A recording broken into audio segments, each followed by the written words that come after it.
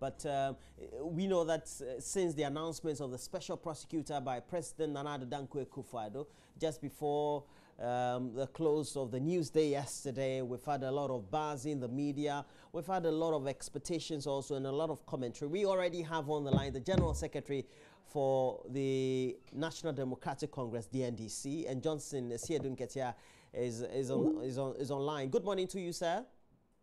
Good morning, my brother. Okay, you're just in the studio Monday, but let me just ask you: did you see this coming? That the president, Amidu Akufo-Addo, ultimately could appoint somebody like Martin Amidu to occupy the office of Special Prosecutor? Well, the president didn't have any choice but to appoint, somebody who is as capable as Martin Amidu. Otherwise, all the effort in trying to get the work done would have been in vain. So I'm not surprised that he landed on Martin. All right. You personally, the NDC as a party, what's your position on this appointment in the first place? The NDC has not expressed any position as far as I'm concerned on the appointment. I can only talk to you about my own impression about the appointment. And I would say that I have known Martin for several years now. I remember my first contact and close working relations with him started during the Consultative Assembly. He and 9 other members were nominated to represent the ACDR. And so that was where I got to know him. And from there, he proceeded to become the Deputy Attorney General and served the nation for a very long time. Indeed, as at 2000, we could count him as one of the longest-serving deputy ministers the NDC and PNDC ever had. And there was no wonder that he moved from there to become a running mate to Professor John Evans at Tamil. And then when we lost the election, subsequently in our next government became the full Attorney General. So, and after that, he also has shown some commitment to the fight against corruption and graft on his own. So I'm not surprised that the president will settle on somebody like that to occupy the position of Special Prosecutor. Now, considering all the things he said about some appointees and some ongoings in the erstwhile government especially, and even how he left office as during the appointment period of the former president of our republic, may he so rest in peace, Professor Mills. What will be your position then as far as how he will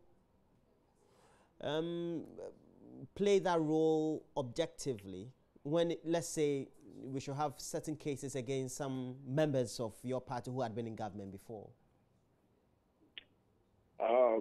Maybe I will proceed by separating the issue and to take the manner in which he left Professor Mills' government. The accusation has to do with insubordination. I mean, standing up to the person who appointed you on some issue. I know that as the Minister of State, you are bound to listen to your appointing authority in the discharge of your business.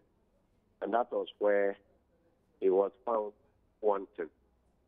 But in this case of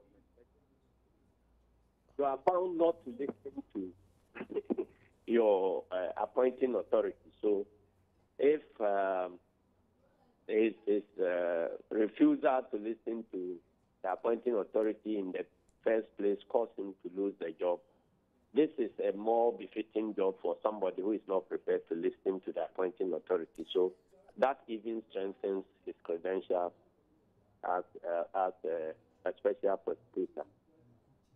Because if he begins work and all that he does is to be taking instructions from the Attorney General or the President, then he will not be able to do his work, because the purpose for his appointment is to get somebody who will have enough courage and defy authority to investigate and prosecute the appointees of a sitting government. That is the reason why we needed a special prosecutor and not relying solely on an Attorney General. So I think that whatever has been his shortcoming in his previous appointment now becomes a strong point if he is to proceed with this work as special prosecutor. Then number two, his public utterances about Mahama's appointees being corrupt seems to put him in a certain difficulty now that he has gotten disappointed, because he's supposed to approach the fight against corruption in a non-partisan manner. But the partisan nature of that utterance now puts him in a difficult position, such that people think that he would want to work to prove his first public pronouncement that Mahama's appointees are corrupt. So he has an obligation to discharge to prove that indeed his earlier statements are correct and are founded on truth, which will make him appear to be Chief Mahama's appointee.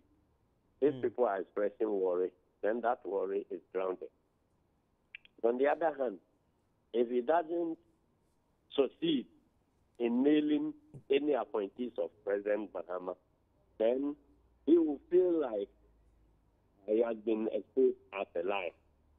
So because of that difficulty, some people think that he would find skeletons even wherever there are no skeletons. He will find some people in the support and try to nail people to prove that his first utterances were right. Okay. That is the worry of some people, and I think that worry is justified. Then number two, it's also on record to have said that the current law is unconstitutional in several respects, and it's not helpful. I have heard people closer to him even alleging that he was preparing to go to court to challenge the constitutionality of that law. And then suddenly you get appointed to a position created by the law you claim to be unconstitutional. So that also presents another difficulty. I hope that during his vetting, he will be given the opportunity to clear the air about his difficulty. But overall, I think that he has a reputation to protect. And so people who have reputations to protect are very difficult to manipulate. So I hope that he will ride over his other concerns and be able to discharge his responsibilities. All right. Thank you very much. Johnson Esiedun Ketia is the General Secretary for the NDC. Thanks for your speaking to us. But Becky is here with Grain Entertainment, and she will be on till we have a close on the show today. Just stay on.